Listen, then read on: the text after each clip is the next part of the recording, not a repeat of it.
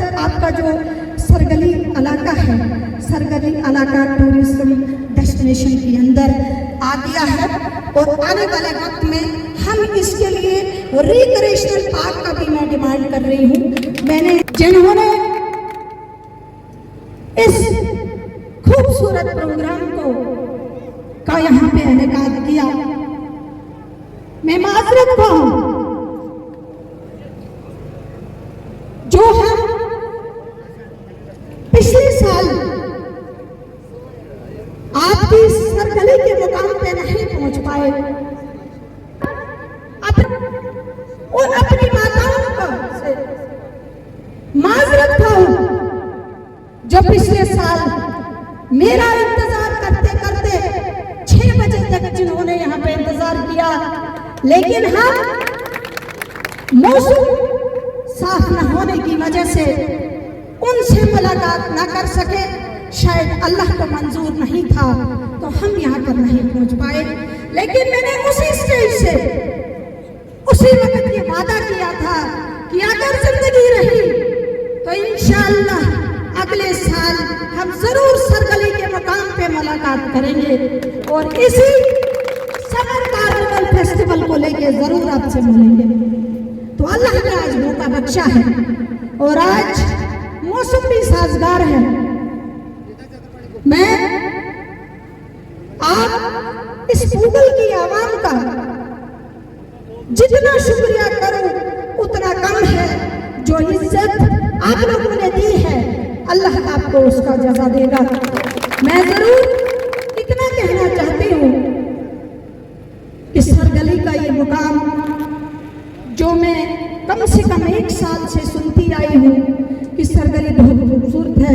हत्ता कि जब हमने नील उस कमर में समर कार्निवल का इनेकाद किया, वहां से भी मैंने इस एरिया को देखा, बहुत खूबसूरत इलाका है और खासकर पूगल का ताज है सरगली, क्योंकि ये पूगल का सबसे बड़ा मैं ये कहूँगी कि इनकम सोर्स बन सकता है। और जिस तरीके से गवर्नमेंट ने, टूरिज्म डिपार्टमेंट ने अलग अलग लोकेशंस को हमने डिस्ट्रिक्ट रामगंज से 12 लोकेशन मिशन यूथ के अंडर टूरिज्म में अप्रूवल के लिए भेजी है, जिसमें सरगली भी ऑफबीट स्टेशन माना गया है और टूरिज्म के अंदर इसको जो है सेंक्शन किया गया है। यहाँ पर सरगली एक ऐसा एरिया है जो मैं अभी नोट कर रही हूँ, सिर्फ यहाँ पर सैर तफरी के लिए नहीं बल्कि जैसा अभी हमने सर्टिफिकेट्स दी है कुछ अपने वॉलंटियर्स को, ट्रैकिंग है, पैराग्लाइडिंग है और हॉर्स रेस जो राइडिंग होती है, बहुत मैं कहती हूँ कि बहुत ही एक अच्छा प्लेटफॉर्म है उन लोगों के लिए। और मैं जरूर ये कहना चाहूंगी कि आज गवर्नमेंट ने मिशन यूथ के अंदर एक ऐप निकाली है, जिस ऐड में टूरिज्म के थ्रू हमारे बच्चों को जो अनएम्प्लॉयड यूथ है उनको गवर्नमेंट 10 लाख रुपए इस मिशन यूथ के अंडर काम करने के लिए दे रही है, जिसमें उनको 35% जो है सब्सिडी उनमें मिलेगी। लेकिन अगर हमारे कुछ वॉलंटियर्स आगे आते हैं तो कल आने वाले वक्त में ये सबसे बड़ा आपका स्टेशन यहाँ पे बन सकता है। उसके साथ साथ मैं ये जरूर कहूँ कि सरगली में मुझे इससे पहले स्टेडियम की भी डिमांड आई है, हमने उसको भी टेकअप किया है। मैं ये कहते कहते जरूर कहूँगी कि यहाँ पर हमारे डीवीसी काउंसलर बशीर अहमद बुनियाल साहब यहाँ पर नहीं पहुँच पाए। मैं उनकी तरफ से आपसे माजरत खाऊं क्योंकि उनकी तबीयत बहुत नासाज थी, जिसकी वजह से वो यहाँ पर नहीं पहुँच पाए, लेकिन उनका भी बहुत बड़ा योगदान इस समर कार्निवल में है। उन्होंने अपने डीडीसी फंड से यहाँ पर सरगली के लिए 3 लाख रुपए का शेड अपने डीडीसी फंड से रखा हुआ है। मैं उम्मीद करूंगी कि वीडियो साहब उसको जल्द अज जल्द टेंडराइज करके इस इलाके के अंदर एक स्टेज की शक्ल में एक शेड बनाया जाए। जैसे हमें इस वक्त स्टेज की बहुत ज्यादा पाई, क्योंकि जो देखने वाले थे उनको वो जो परफॉर्मेंस थी वो पूरी तरह से दिखाई नहीं दी। तो मैं चाहूंगी कि उस शर्ट को एक स्टेज की शक्ल दी जाए, ताकि आइंदा जो हमारा यहाँ समर कार्निवल होगा उस वक्त जो दिक्कतें आज हमें आई हैं वो दिक्कतें हमें दोबारा नहीं आनी चाहिए। मैं टूरिज्म डिपार्टमेंट का शुक्रिया अदा करूंगी, लेकिन उसके साथ साथ ये जरूर कहूंगी कि जो कमियां इस साल इसमें रही, क्योंकि सबसे बड़ा मसला जो आपका है रोड का, जो सभी साथियों ने अभी तक जिसने भी बोला रोड की बात की, क्योंकि अगर रोड है तो सब कुछ है। अगर यहाँ पे रोड होता तो शायद आप ये समझ नहीं पाते कि कितने लोग पूरे डिस्ट्रिक्ट रामबन से यहाँ पे आते और बहुत सारे ऑफिसर्स भी पहुँचते, क्योंकि सभी लोग चल नहीं पाते हैं, जिस वजह से यहाँ का सिस्टम जो है कमजोर हो जाता है। लेकिन मैं फिर भी मुबारक दूंगी यहाँ की ऑर्गेनाइजेशन टीम को, जिन्होंने यहाँ पे इतना अच्छा प्रोग्राम किया है और हेडलोड करके यहाँ पे सारा मटेरियल जो है पहुँचाया है। इंशाल्लाह मैं जरूर कहूँगी कि पिछले साल हमने इसी स्टेज से कहा था कि हम आपको सरगली का रोड देंगे, हमने आपको सरगली का रोड दे दिया है। इंशाल्लाह वक्त लगेगा, क्योंकि 2 करोड़ 10 लाख में रोड नहीं बन पाएगी। हमने उसको नाबार्ड के अंदर भी टेकअप किया है और उसका सर्वे करके इसका अलग से डीपीआर बनेगा, जो कम से कम 10-15 करोड़ का होगा। और जब तक इसकी कटिंग सरगली तक पहुंचेगी तब तक वो डीपीआर भी आपकी सेंक्शन होगी और आने वाले वक्त में आपको ये टूरिज्म डेस्टिनेशन रोड के नाम से इसको जाना जाएगा, क्योंकि ये आपके टूरिस्ट स्पॉट को कनेक्ट करता है। और गवर्नमेंट की फर्स्ट प्रायोरिटी रहती है कि जो टूरिस्ट डेस्टिनेशन प्लेसेस हैं उन प्लेसेस को पहले रोड कनेक्टिविटी देनी है। तो इंशाल्लाह हम इस पे काम कर रहे हैं। हमारे डीडीसी काउंसलर बशीर उनियाल साहब भी इसमें काफी हद तक इन्होंने काम किया है। मैं उम्मीद करूंगी कि आने वाले वक्त में हमें इस इलाके के अंदर जो जो मुश्किलातें हैं उनको आगे लेके जाना है। स्टेडियम का इशू है, इंशाल्लाह मैं आज इस स्टेज से जरूर कहना चाहूंगी कि आने वाले वक्त में हम कोशिश करेंगे कि आपको इस सरगली के अंदर एक स्टेडियम भी बने, ताकि हमारे जो बच्चे, जिन बच्चों को खेलने की जगह नहीं है, जिन बच्चों को खेलने के बाद बैठने की जगह नहीं है, उनके लिए एक सिस्टम हम बना पाए, ताकि अगर बच्चों को ड्रग्स अब्यूज से दूर रखना है तो इस किस्म के प्लेटफॉर्म्स हमें तैयार करने होंगे, ताकि हम उन बच्चों को गलत चीजों से दूर रख सकें और उन एक्टिविटी में उनको जो है रखें, ताकि वो अपना भविष्य भी बना सके, अपनी फिजिक भी बना सके और उसके साथ साथ अपनी जिंदगी को आगे बढ़ाने में भी एक अहम रोल अदा कर सके। मैं यहाँ पर जरूर कहूँगी कि हमारे यहाँ पर तहसीलदार साहब भी हैं, बीडीओ साहब भी हैं, हमारे टूरिज्म जो हमारे असिस्टेंट डायरेक्टर हैं वो भी यहाँ पर है। मैं ज़रूर कहना चाहूँगी कि आइंदा जब भी यहाँ पर प्रोग्राम होगा, पूरी तरीके से जो भी कमियाँ इस साल रही हैं आइंदा वो कमियाँ नहीं आनी चाहिए, क्योंकि लोगों को जितना शौक इस प्रोग्राम का है, अगर हम उसमें कमी रखेंगे तो फिर देंगे क्या हम लोग। उसके लिए हमने आज से ही उसकी तैयारी कर ली है। तो आने वाले वक्त में ये प्रोग्राम एक बहुत बड़ा प्रोग्राम बन सकता है। और खासकर आपका जो सरगली इलाका है, सरगली इलाका टूरिज्म डेस्टिनेशन के अंदर आ गया है और आने वाले वक्त में हम इसके लिए रिक्रिएशनल पार्क का भी मैं डिमांड कर रही हूँ।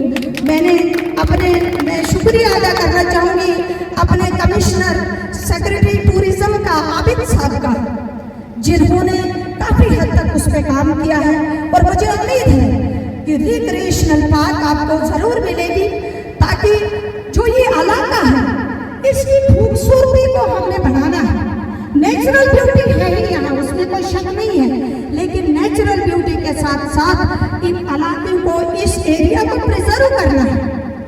उस प्रिजर्वेशन के लिए गवर्नमेंट रिक्रिएशनल पार्क्स का इस्तेमाल करती है। जिसमें फॉरेस्ट और टूरिज्म और सारे डिपार्टमेंट मिलके पीएचई वाले पीएचई का काम करेंगे, पानी देने का काम करेंगे, पीडब्ल्यूडी कनेक्टिविटी का काम करेगा, टूरिज्म अपना डेस्टिनेशन बनाने का काम करेगा, फॉरेस्ट की लैंड है तो वो अपना, क्योंकि वो कंक्रीट स्ट्रक्चर्स नहीं बनाने देते हैं तो उसमें उनका जो गार्डन होता है, जैसे मैं चाहूँगी कि यहाँ पे एक रोज गार्डन भी होता तो कितना अच्छा होता। मैं चाहती यहाँ पे कोई और इनोवेटिव चीज़ होती जो हम यहाँ से निकल के देखते तो कितना अच्छा होता। तो ये चीज़ें इंशाल्लाह हम पिकअप किए हैं। ऐसा नहीं है कि मेरी नज़रों से ये उजल है, लेकिन इतना है कि वक्त ज़रूर लगेगा। अगर मुझे 2.5 साल हो गए एज चेयरमैन डीडीसी, तो 2.5 साल में सिर्फ 1 साल हो गया मुझे गूगल आते हुए। 2 साल तक गूगल के किसी बंदे बशर ने मुझसे कॉन्टेक्ट नहीं किया कि आप गूगल आइए, गूगल को ये प्रॉब्लम है, गूगल को वो प्रॉब्लम है। तो इंशाल्लाह अब ये सारी दिक्कतें हमारी नज़र में आ चुकी हैं।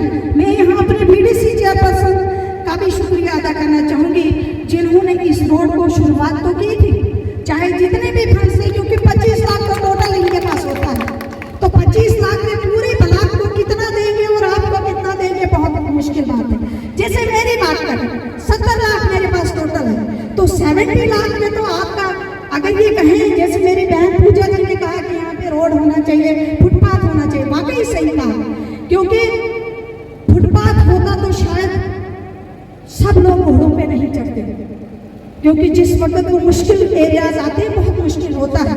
हमारे लिए भी घोड़ा आया था, लेकिन हमने कहा कि सरगली इतना दूर नहीं है कि मुझे घोड़े पे चढ़ने की जरूरत पड़ेगी, क्योंकि इतना एरिया जब मैं सुनती थी सरगली तो मुझे लगता था काफी दूर इलाका है, लेकिन इतना भी दूर ये नहीं है जितना आप लोग समझते हैं। इतना इलाका तो हम सुबह शाम चलते हैं।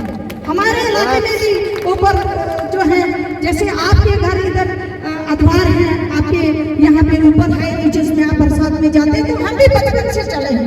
मैं भी पहाड़ की हूँ, मैं कोई प्लेन एरिया के नहीं हूँ कि मेरे लिए घोड़ा आ जाए और मैं घोड़े पे आके सरगली तक आऊँ।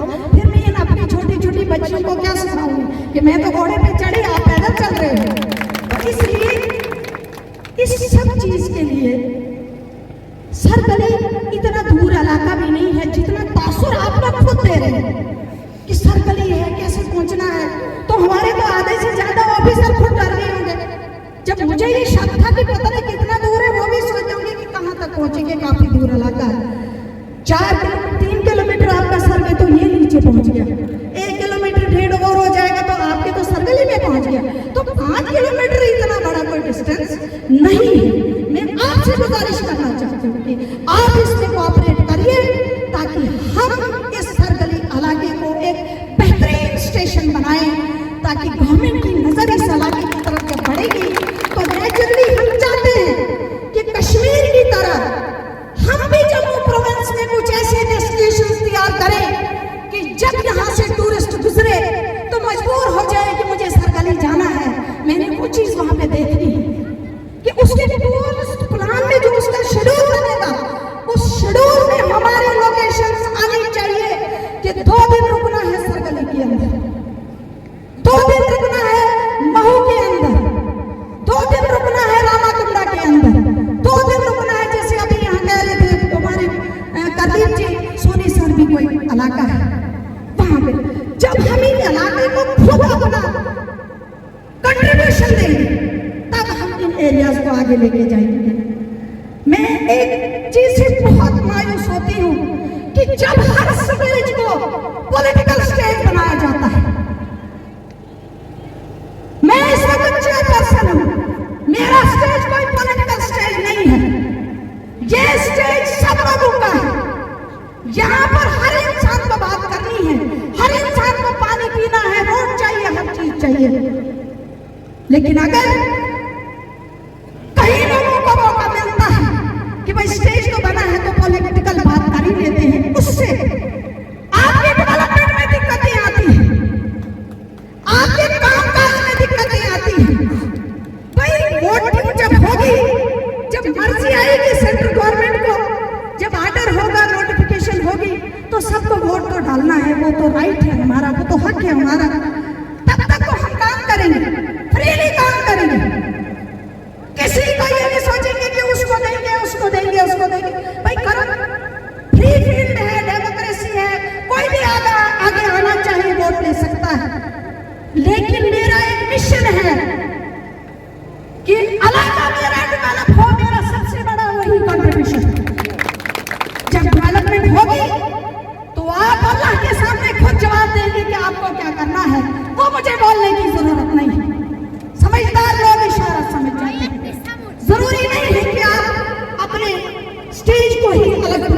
इस्तेमाल करें। मैं जरूर यहाँ पे कहना चाहूंगी कि जिस तरीके से इस सरजमीन मुगल से मैं तो अपनी स्पीच तब तक करते करते मैं ये कहूंगी कि नामुकम्मल है जब तक मैं आपके मौलवी अब्दुल रशीद साहब का नाम न लूं, आपकी सरजमी से निकले हुए अपने डीडी ठाकुर साहब का नाम न लूं, तो शायद ये नामुकम्मल है मुगल का इलाका, क्योंकि बड़ी बड़ी हस्तियां यहाँ से गुजरी हैं। अब जरूरत है कि इस इलाके को हमने अगर आगे लेके जाना है तो हर एक ने योगदान करना है। मैं तो इतना हैरान हूं कि आपके इलाके में अगर कोई रोड सैंक्शन होती है तो उसमें भी पॉलिटिक्स शुरू हो जाती है। अरे भाई, आज तो हम करोड़ों के हिसाब से रोड दे रहे हैं, हम तो हर दिन हमारी इनॉग्रेशन होती है, लोग तो कहते हैं कि मैडम सिर्फ रिबन काटती है, लेकिन जरूर वक्त आएगा जब वो रोड बनेंगे। जब मैंने स्टार्टिंग में पॉलिटिक्स ज्वाइन की थी, क्योंकि उस वक्त रोडों को रस्सी से नापते थे, उस वक्त आपके पास टोटल स्टेशन नहीं था कि आप कंप्लीट सर्वे करते, रस्सी से सर्वे करते थे। और मेरे वही लोग अपोजिशन वाले जो मुझे देखना नहीं चाहते थे, वो कहते थे कि रस्सियों से भी कभी रोड बनती है। लेकिन आज मैं उन साथियों से कहना चाहती हूँ, जहाँ से रस्सी चली है वहां रोड बनी है, और लोगों के लिए योगदान देती है, लोगों के लिए डोनेट करती है। तो इसलिए मैं चाहूंगी कि आप सभी साथी मिलकर इस सरगली के इस डेस्टिनेशन को टूरिस्ट डेस्टिनेशन बनाने में हमारा योगदान करें, हमारी सपोर्ट करें। अगर हमें वॉलंटियर्स की जरूरत है तो वॉलंटियर्स आप दें, अगर हमें कुछ और चीज की जरूरत है तो आपकी तरफ से वो चीज हमें मिलनी चाहिए। एक शुरुआत है, आने वाले वक्त में मैं चाहूंगी कि यहाँ पर जब हम फॉरेस्ट अपने कमिश्नर साहब से मिले तो वो एक डिस्कशन चल रही थी वहां पर कि बाहर की कंपनियां इलाके को एडॉप्ट करती हैं। जरूरी नहीं कि हम सीमेंटेड कोई बिल्डिंग बनाएं, क्योंकि उससे वातावरण खराब होता है। हमारा जो ये ग्रीन ग्रास है, इतना खूबसूरत पास्चर है, ये खराब होता है। तो मैंने इंटरफेयर किया, मैंने कहा सर हमारे डिस्ट्रिक्ट रामबन की तरफ उस टीम को भेजिए, उनको बोलिए कि पूरे डिस्ट्रिक्ट रामबन को छान मारे और जो लोकेशन उनको पसंद आती है उस लोकेशन को वो एडॉप्ट करे, क्योंकि उनके पास जो हट्स होती है वो हट्स लकड़ी की नहीं होती, वो हट सीमेंटेड नहीं होती, बल्कि वो टेंटेज सिस्टम होता है। और एक टेंटेज आपको 20 लाख 50 लाख करोड़ का भी मिलेगा, आपको खरीदना नहीं है, बल्कि वो यहाँ पर खुद लगाएंगे जगह जगह। आपका कोई भी टूरिस्ट अफसर आएगा, कोई भी टूरिस्ट आएगा तो उसको जो मर्जी जहाँ पे जिसमें वो रह सकता है। क्योंकि अगर कोई सरगली आएगा, मैं तो सोच रही हूँ कि अगर आप सभी लोग यहाँ पे रहें तो रात को तो कहाँ जाओगे? कोई भी आएगा उसको अगर रात को रुकने की जगह होगी, उसको फैसिलिटी होगी, तभी वो यहाँ पे 2 दिन भी रुक सकता है, 3 दिन भी रुक सकता है। तो तब वो जरूरी है कि वो चीजें हम यहाँ पे करें। एक इनोवेटिव आइडियाज जो है हम इस अपने डिस्ट्रिक्ट रामबन में लाएं, ताकि अभी तक अगर ये टूरिज्म से उछल रहा है तो हमारी जिम्मेवारी बनती है कि हम कोशिश करें कि कश्मीर प्रोविंस की तरह जम्मू प्रोविंस में भी टूरिस्ट स्पॉट्स बने, और ऐसे स्पॉट्स बने जहां पर हजारों की तादाद में टूरिस्ट आए।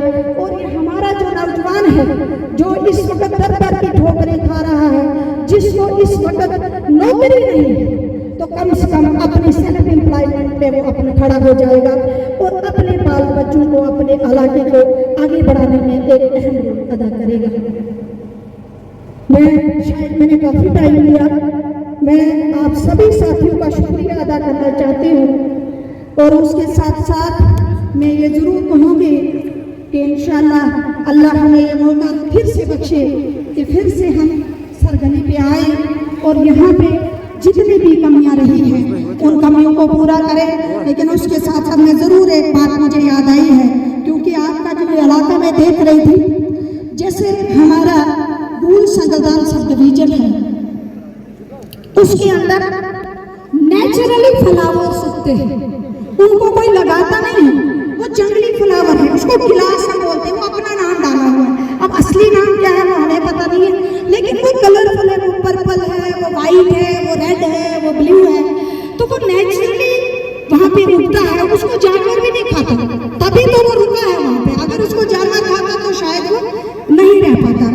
तो मैं शायद उम्मीद करूँगी कि वॉलंटियर्स टीम इसमें पहल करे और अपने मेरे इलाके के अंदर जाके वहाँ से वो कुछ पौधे लाए और यहाँ पे लगाए, वहाँ पर लगाए जहाँ पर ज़्यादा चलने का वो नहीं है, क्योंकि ये जो थोड़ा इलाका है ना, एक बार आप लगा दें तो वो खुद ब खुद फैलता है, उसको आपको दोबारा लगाने की ज़रूरत नहीं है। अगर आप आज मेरे सब डिवीजन भूल संगलदान में जाएंगे, ऊपर जाएंगे तो आपको फ्लावर से भरा मिलेगा, वो नेचुरली है, किसी ने लगाया नहीं है।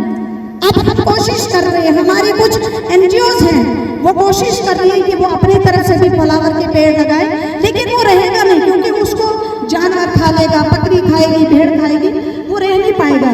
तो मैं ज़रूर चाहूँगी कि आने वाले वक्त में वो पेड़ यहाँ पे देखूँ, आप मुझसे कांटेक्ट करें, मैं आपको वो लोकेशन दिखाऊँ, आप थोड़ा सा लाएं, आप यहाँ पे लगाएं और आप देखेंगे कितना अच्छा खूबसूरत यहाँ पे देखिएगा।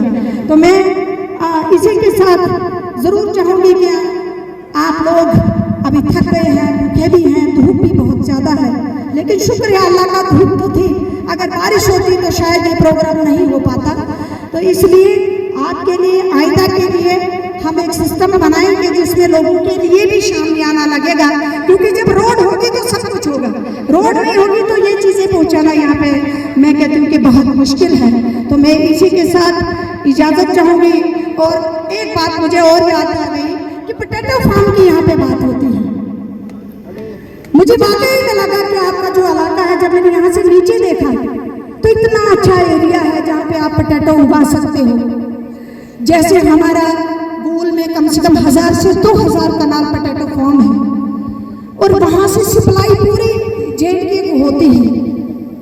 रोड एक बार आप लोगों का आ जाए, मैं उससे पहले चाहूँगी कि कुछ लोग जो वॉलंटियरी उस लैंड को देना चाहते हैं, जिसमें वो पोटैटो उगाना चाहते हैं, वो मेरे पास अगर लिस्ट आ जाए उन लोगों की, तो हम बैठ के मैं और नियाल साहब उसको प्रोजेक्ट करेंगे और यहाँ के लिए पोटैटो फार्म के लिए हम एग्रीकल्चर से टेकअप करेंगे और आइंदा आने वाले वक्त में एग्रीकल्चर डिपार्टमेंट की तरफ से आपको एक पोटैटो फार्म की भी हम कोशिश करेंगे। वादा नहीं करती, लेकिन ज़रूर मैं जो बात बोलूँगी वो ज़रूर करती हूँ और कोशिश करती हूँ। कुछ होता है, कुछ नहीं होता है, लेकिन इंसान में कोशिश नहीं छोड़नी चाहिए।